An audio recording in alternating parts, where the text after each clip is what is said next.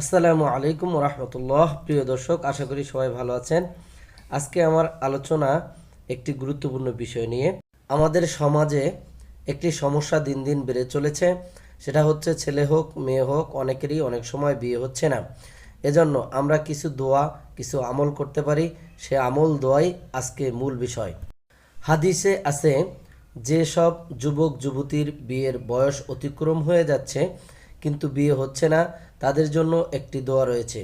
দোয়াটি হলো ইয়া ফাত্তাহু, অর্থ হে উন্মুক্তকারী বা প্রস্তুতকারী। এটা যেভাবে আমল করবেন, যুবকেরা ডান হাত দিয়ে বাম হাতের কবজি চেপে ধরে এবং যুবতীরা বাম হাত দিয়ে ডান হাতের কবজি চেপে ধরে প্রত্যহ ফজরের নামাজের পর সূর্যোদয়ের আগে 40 বার হিসেবে 40 দিন পর্যন্ত ইয়া ফাত্তাহু, অর্থ হে উন্মুক্তকারী বা প্রস্তুতকারী, এই দোয়াটি পড়বেন।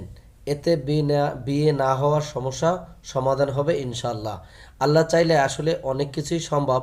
যেহেতু আমরা আল্লাহ এবং আমাদের নবী, হাদিস, কোরআন আমরা বিশ্বাস করি, সেহেতু আমরা এই দোয়াগুলো অবশ্যই পড়ব এবং এই আমল অনুযায়ী আমল করব। ইনশাল্লাহ আমাদের সমস্যা দূর হয়ে যাবে। বিসমিল্লাহির রহমানির রহিম।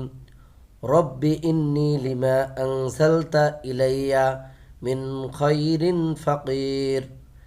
হে আমার রব, আপনি আমার প্রতি যে অনুগ্রহ করবেন আমি তার ভিখারি। এই আয়াতগুলো আমল করতে পারেন। বিসমিল্লাহির রহমানির রহিম। রব্বি লা তাজারুনি ফারদাও ওয়া আনতা খায়রুল ওয়ারিসিন, অর্থাৎ হে আমার প্রতিপালক, আমাকে একা রেখো না, তুমি তো উত্তম ওয়ারিস। সূরা আম্বিয়া।